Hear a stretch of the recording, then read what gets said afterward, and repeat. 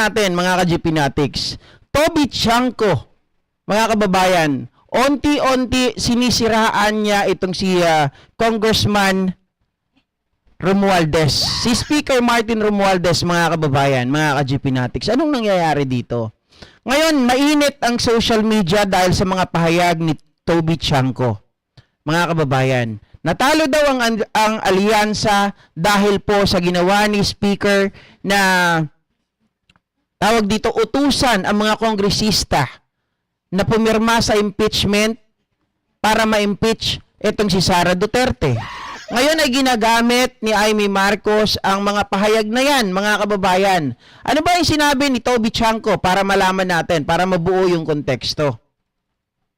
Hindi ko alam kung itong si Toby Chanko ay meron talagang gusto na siya po ay humawak ng leadership ng Kamara. Kasi dito, mga kababayan, may pahayag siya na kung saan po sinasabi nitong ni Toby Chanko, kapag may pagkakataon, mga kababayan, kapag may numbers, siya daw po ay papayag. Ito.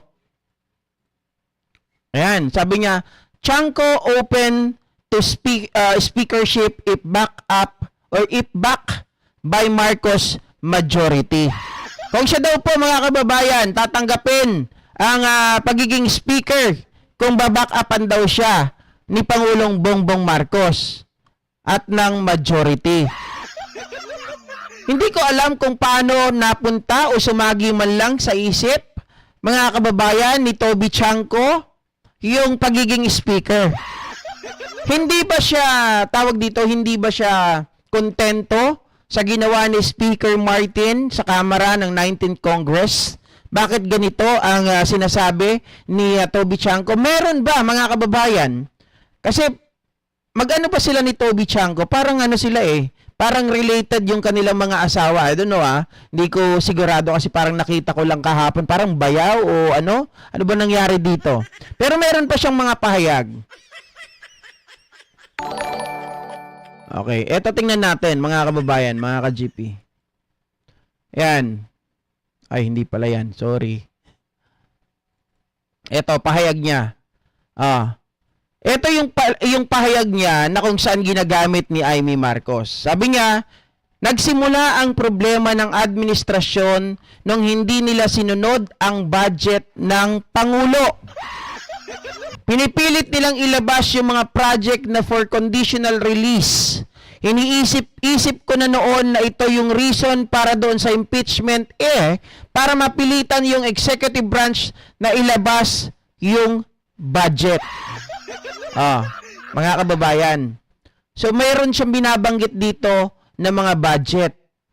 Ang sabi nga ni Amy, kung tatayo daw si Toby Chanko, ay kakasuhan daw niya yung mga executive. Particularly, itong kanyang pinsan na Speaker Martin Romualdez. Diba?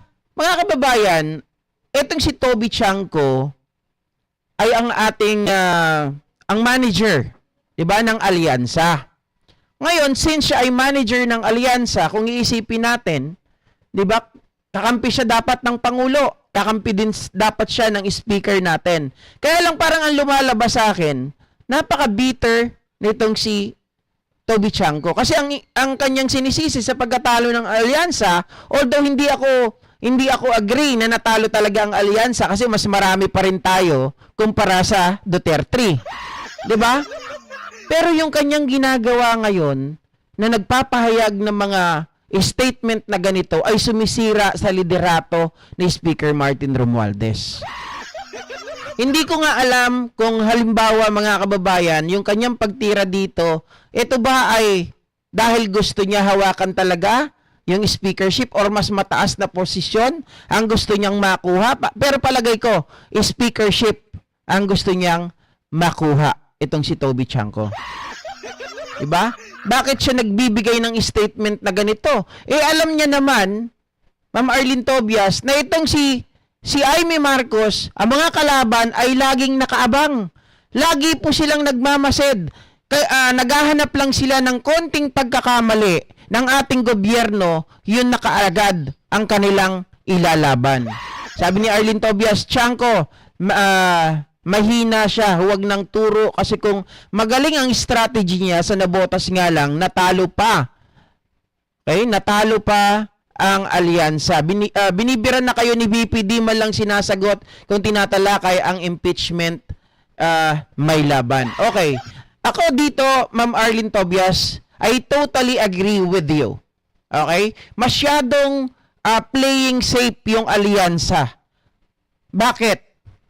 Hindi uso dito yung sa halalan, sa politika, hindi uso yung sinasabi nila na kung sino ang nagpaparatang, nasa kanya ang burden of proof. Pag ganito na sinisiraan na kayo, pag ganito na dinitira na kayo directly, so dapat ang sagot directly. Hindi nyo pwedeng sabihin, oh, the burden of proof is in her. Diba? Dapat siyang magpakita ng mga ebidensya, hindi ganon. Look at what happened to Jinky Luistro, mga kababayan. Nung siya po ay pinagbibintangan na may utang na 8 milyon, 'di ba? Ni Sara Duterte. Agad-agad niya po itong sinagot. Kung hindi, malamang sa malamang baka natalo rin ito. Tingin ko ganoon ang nangyari sa alyansa. Ano pang ibang mga ang tawag dito? Iba pang mga example. Si Senator Bato, best example natin. Every time na may issue, laging umiepal. Nakakainis na nga eh. Sagot ng sagot. Lagi niyang ikinakabit yung sarili niya. Lagi po silang nakikialam doon sa mga issue. So parang, dahil sumasagot sila sa issue, sa social media, sa YouTube, sa Facebook, sa Twitter, sa X, parehas lang yun ng Facebook ha. Oh, bahala kayo dyan. Parehas man yun, pero kalat na kalat yung kanilang mga statement. Kumbaga, mas nakikita sila, mas nakikilala sila. 'Di ba? Mga kababayan, etong si Toby Chanco, tama kayo, kung magaling siya, di dapat na ipanalo niya yung majority ng alyansa. Kaya lang, 5 lang eh. O sabihin nating 6. O, di ba 50-50? O, sama natin si Camille Villar. Mga kababayan. Pero ganun pa rin. Kasi hindi tayo yung mga nag-number 1. Hindi tayo na nag-number 2. Hindi tayo nag-number 3. Hindi tayo yung nag-number 4. O sino ba number 4? Si Erwin Tulfo. O hindi tayo number 5. O. Sabi ni Cathy 711, pansin ko agad yan nung umiwas na magbigay ng strong statements about Camille, Aimee at sa mga issues ng Duterte. I believe, mga kababayan, ito kasi may takot eh. 'Di ba? Hindi nga siya pumirma doon sa impeachment trial eh ni Sara Duterte kasi siya daw ay against doon. Kasi nga sabi niya ganon, yung mga tao na yon pinilit lamang, mga kababayan, para pumirma para i-release yung kanilang mga budget. So parang pinapalabas nito na si Speaker Martin, mga kababayan, ay minamanipula yung budget para kapalit nun yung impeachment trial nitong si Sara Duterte. Kumbaga, lihim niya. O sabihin, konti-konti niya na binabanatan si Speaker Martin. O, syempre, kapag naalis si Speaker Martin, magkakaroon ng rigodon. 'Di ba?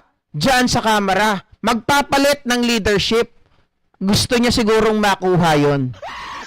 Kasi, bakit mo sinasabi, GP? Nagpahayag eh.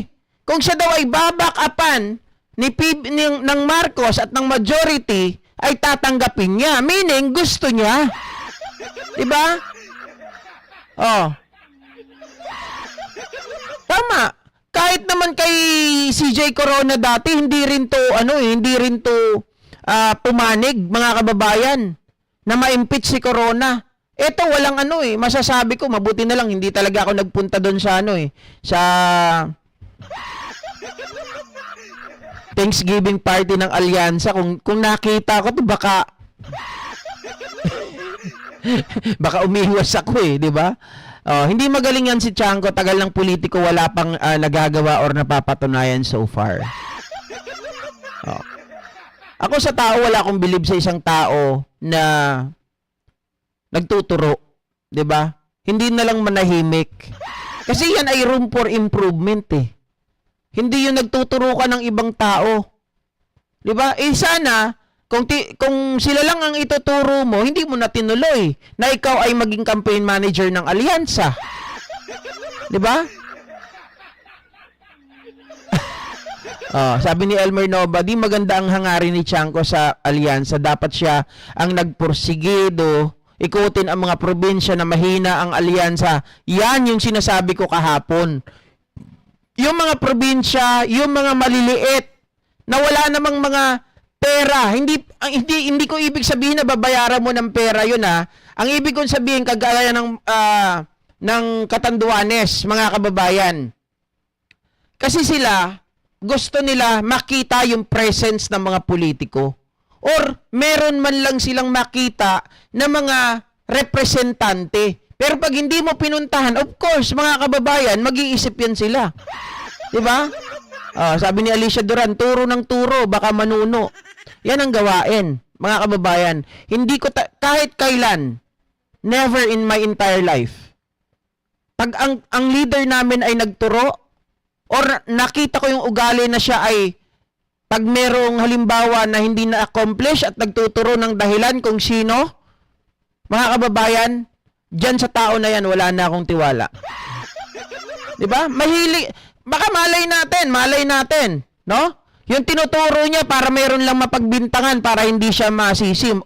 Malay natin, mga kababayan, talagang sinadya nila na hindi manalo yung alyansa. Or sinadya nila na baka sila pa yung gumawa para matalo yung alyansa. I don't know.